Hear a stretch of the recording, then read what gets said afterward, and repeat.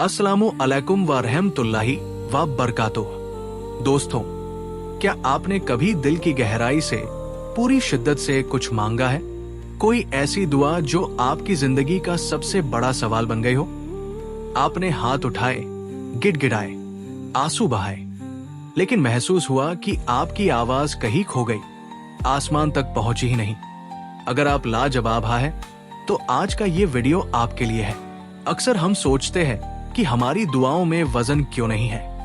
आज हम उन 3 सुनहरी चाबियों के बारे में बात करेंगे, उन 3 कामों के बारे में जानेंगे जिन्हें अगर आप अपनी दुआ में शामिल कर ले तो इंशाअल्लाह आपकी दुआ सिर्फ जबान से निकले हुए अल्फाज नहीं रहेगी, बल्कि एक ऐसी ताकत बन जाएगी जो जमीन से उठकर सीधा अर्श तक पहुंचती है।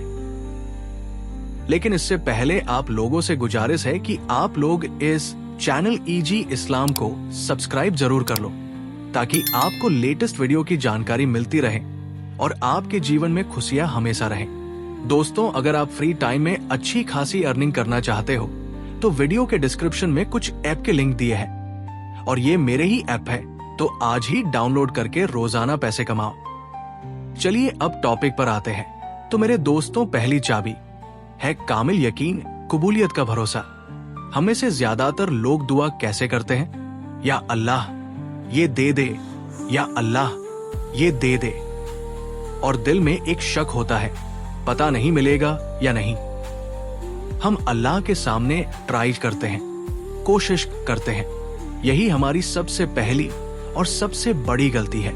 हदीस कुदसी में अल्लाह ताला फरमाता है, अना इंदा जन्नी अब्दी भी, मैं अपने बंदे के गुमान के साथ हूं।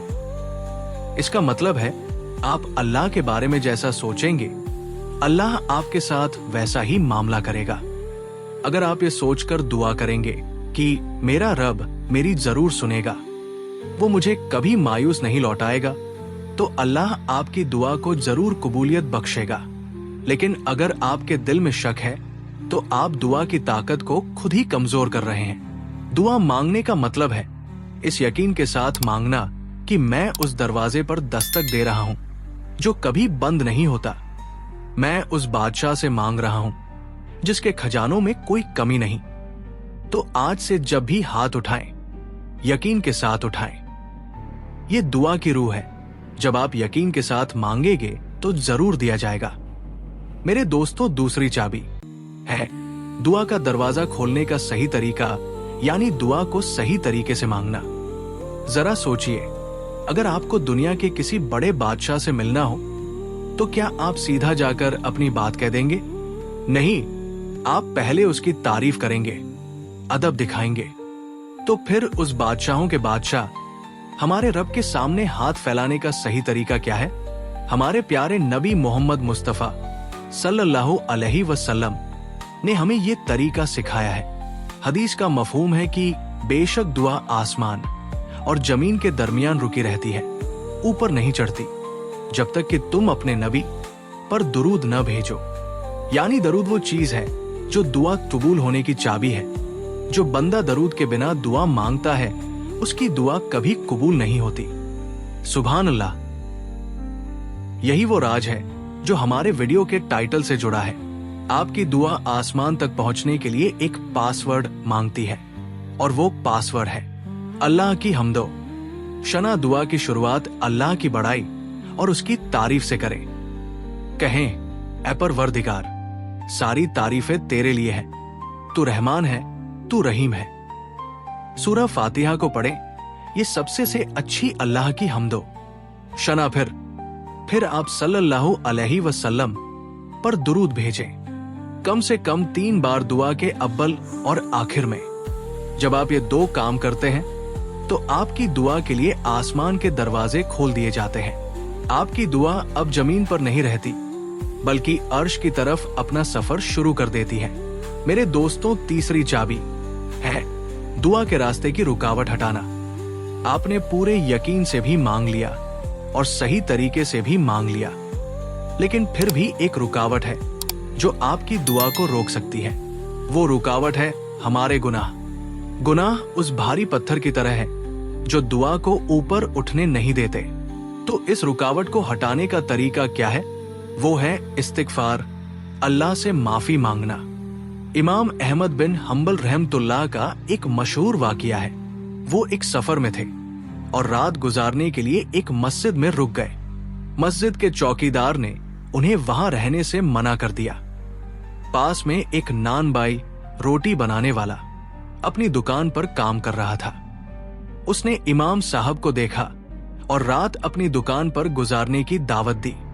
इमाम साहब ने देखा कि वो नान बाई आटा गूंथते हुए, रोटी बनाते हुए, हर काम करते हुए लगातार अस्तगफिरुल्लाह अस्तगफिरुल्लाह पढ़ रहा है। उन्होंने पूछा, क्या तुम्हें इस कसरत से इस्तिगफार करने का कोई फायदा मिला? उस नान बाई ने मुस्कुराकर जवाब दिया, अल्लाह की कसम, मैंने आज तक जो भी दुआ मांगी, इस्तिगफार की बरकत से अल्लाह ने उसे कबूल किया है, सिवाय एक के। इमाम साहब ने पूछा, वो कौन सी दुआ है? नान बाई ने कहा, मैंने दुआ की है कि या अल्लाह, मेरी मुलाकात मशहूर आलिम इमाम अहमद बिन हम्बल से करवा दे। ये सुनकर इमाम अहमद की आंखों में आंसू आ गए और उन्होंने कहा, सुभान अल्लाह, तुम्हारे इस्तिगफार में इतनी ताकत है कि अल्लाह ने सिर्फ तुम्हारी दुआ ही कबूल नहीं की, बल्कि अहमद बिन हम्बल को घसीटकर तुम्हारे दरवाजे तक ले आया है। सुभान अल्लाह, इस्तिगफार आपकी दुआ के रास्ते की हर रुकावट को हटा देता है। दुआ करने से पहले अपने गुनाहों की माफी मांगे और फिर देखें कि आपकी दुआ कैसे कबूल होती है। तो दोस्तों, अगली बार जब भी आप दुआ के लिए हाथ उठाएं, इन 3 कामों को जरूर करें। नंबर 1, सबसे पहले इस्तिगफार करें, 2 मिनट लगाकर अपने गुनाहों की माफी मांगे। नंबर 2, फिर अल्लाह की तारीफ करें और नबी सल्लल्लाहु अलैहि वसल्लम पर दुरूद भेजें। नंबर 3, और फिर पूरे यकीन के साथ अपनी हाजत अपने रब के सामने रखें। दुआ मोमिन का हथियार है, लेकिन हर हथियार को चलाने का एक तरीका होता है। ये 3 काम आपकी दुआ को चलाने का वही सही तरीका है।